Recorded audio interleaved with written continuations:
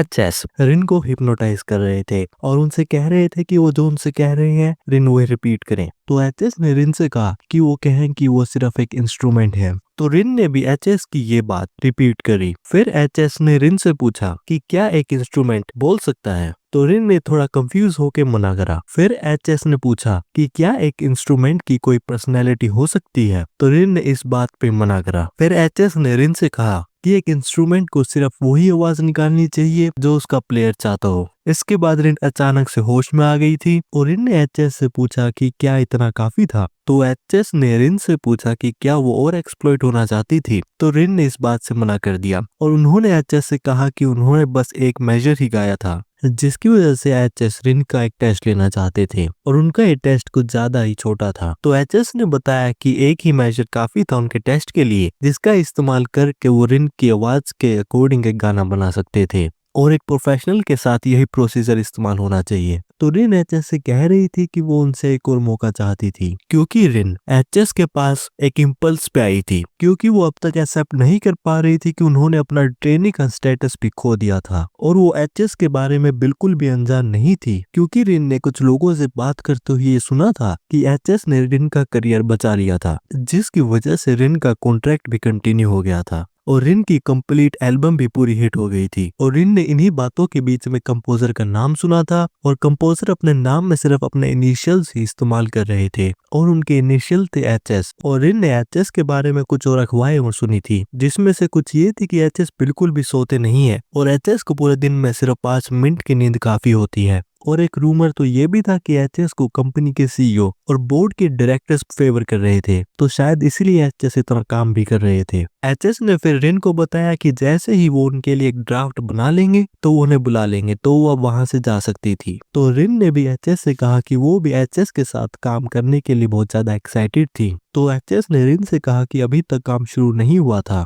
और फिलहाल रिन सिर्फ अपनी कंडीशन का ध्यान रखे। तो रिन भी बहुत ज्यादा खुश थी और वहां से चली गई थी। और एलएस एंटरटेनमेंट में कंपनी के सीईओ बोर्ड ऑफ डायरेक्टर्स की एक मीटिंग चल रही थी और वो अपनी बातों में ये बता रहे थे कि जिनी की एल्बम का रिएक्शन जापान में भी बहुत ज्यादा अच्छा आ रहा था और भले ही छोटे मार्जिन से, मगर जिनी जापान के भी म्यूजिक चार्ट्स में ऊपर आ रही थी और अगर वो इस चीज का इस्तेमाल करे तो उनकी कंपनी जापान के मार्केट में भी एक स्टैंड ले सकती थी। और फिलहाल वो एक सोलो कॉन्सर्ट की तैयारी कर रहे थे। डायरेक्टर्स भी इस बात पे एग्री कर रहे थे और कह रहे थे कि अगर जिनी जापान में एक्टिविटीज को अच्छी तरह से कैरी आउट करेंगी तो वो जापान के म्यूजिक चार्ट्स में और ऊपर जा सकती थी। सीईओ ने भी इस बात पे थोड़ा सोचा और उन्होंने मैनेजर किम को इस बात के लिए ग्रीन फ्लैग दे दिया था। मैनेजर किम भी बहुत ज्यादा खुश थे और उन्होंने सीईओ को थैंक यू बोला। तो वहां पे एक और डायरेक्टर थे और उन्होंने सीईओ से कहा कि जब से जिनी का इशू रिजॉल्व हुआ है तब से सीईओ थोड़ा खुश लग रहे थे और उन्होंने जिनी के बारे में बताया कि उन्हें जिनी को लेके हमेशा से उम्मीद, मगर उन्होंने इतना तो कभी एक्सपेक्ट नहीं करा था कि जिनी सिर्फ इतने थोड़े समय में सभी लोगों को गलत प्रूव कर देगी। और ये बात कह रहे थे एलएस कंपनी के vice president VC park. Company में बैठे हुए बाकी बोर्ड ऑफ डायरेक्टर्स ये देख रहे थे कि वीसी पार्क सीईओ की पूरी चापलूसी कर रहे थे। मीटिंग में वहां पे एक और डायरेक्टर बैठे हुए थे और ये थे डायरेक्टर चोई जुन। और डायरेक्टर चोई और वीसी पार्क ये दोनों ही कंपनी में 2 टीम्स को मैनेज करते हैं, टीम 1 और टीम 2। और अपनी टीम का इस्तेमाल करते हुए दोनों ही मैनेजर्स एक दूसरे से कम्पीट करने की कोशिश करते हैं। सीईओ ने वीसी पार्क से कहा कि उनकी एक्सपेक्टेशन जिनी को लेकर वीसी पार्क से बिल्कुल अपोजिट थी और उन्हें ऐसा लग रहा था कि जिनी कंपनी के लिए एक ऐसा प्रोडक्ट थी जो बिल्कुल फेल हो गई थी। जब से उन्होंने अपना चांस एक बार मिस करा था तो जिनी के लिए दोबारा पब्लिक का इंटरेस्ट और लव दोबारा मिलना बहुत ज्यादा मुश्किल था और उन्होंने एचएस से ये चीज बिल्कुल भी एक्सपेक्ट नहीं करी थी। फिर सीईओ ने मैनेजर किम से पूछा कि क्या एचएस ने अपना अगला प्रोजेक्ट चूज कर लिया था। तो मैनेजर किम ने बताया कि अभी तक वो इस बारे में सोच रहे थे। तभी सीईओ के पास मैनेजर किम का फोन आ गया था। बोर्ड ऑफ डायरेक्टर्स भी देख रहे थे कि एक कंपोजर डायरेक्टली सीईओ के पास कॉल कैसे कर रहे थे और सीईओ के कॉल उठाते ही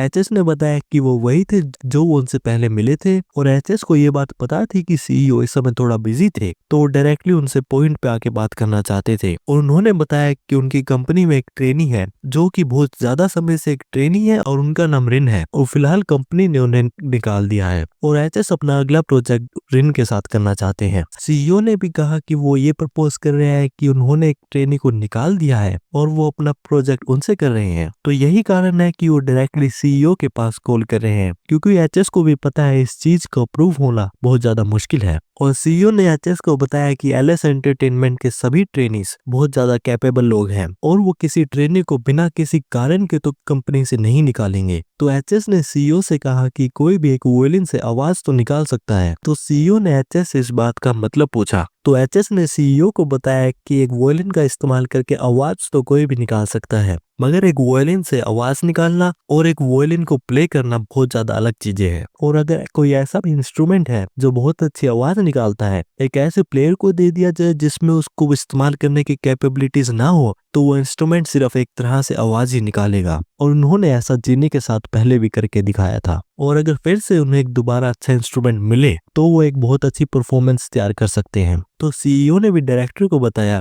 कि एचएस इस बार एक ऐसे ट्रेनी के साथ जिसे कंपनी ने हाल ही में निकाला है उसके साथ एल्बम बनाना चाहते हैं। तो मैनेजर किम ने एचएस की तरफ से इस बात के लिए माफी मांगी और कहा कि वो एचएस से बात करेंगे। तो सीईओ ने मैनेजर को बताया कि ये ऐसी जिद नहीं लग रही थी जो बातों से बदल जाए। और एक टैलेंटेड और अनकंट्रोलेबल पर्सन को डील करने के दो तरीके हैं। पहला ये कि वो अपनी स्किल्स को प्रूव करे और उनके साथ ही रहे, और दूसरा कि उसे जड़ से हटा दिया जाए अगर वो अपने टैलेंट को प्रूव ना कर पाए। और अगर कोई ऐसा है जो अपने साथ रखने पे कंफर्टेबल है मगर उसे दूर भी नहीं कर सकते हैं, तो इसमें अच्छा ऐसा ही है कि उनके साथ ऐसा ट्रीट किया जाए कि वो बिल्कुल अननोटिसेबल है। और रिन को भी अपना कॉन्ट्रैक्ट मिल गया था और रिन भी कॉन्ट्रैक्ट को देख के बहुत ज्यादा खुश थी। मैनेजर किम भी कह रहे थे इस कॉन्ट्रैक्ट को सील करने में बहुत ज्यादा मुश्किल हुई थी। तो एचएस ने भी कहा कि उन्हें उनके कॉन्ट्रैक्ट में अच्छी टर्म्स रखनी थी। और एलएस एंटरटेनमेंट कंपनी के सेटलमेंट रेशियो में जो प्रॉब्लम्स हैं वो एचएस ने तभी पॉइंट आउट करी थी जब मैनेजर किम ने एचएस को कॉन्टैक्ट किया था। तो मैनेजर थोड़ा सार्केस्टिक होकर कह रहे थे कि इस सब में एक तरह से उनकी भी गलती थी। और जिनी भी बहुत ज्यादा खुश थी कि उन्हें खुद का सॉन्ग मिल गया था और वो अपने खुद के सॉन्ग की ट्यून सुन के बहुत ज्यादा खुश थी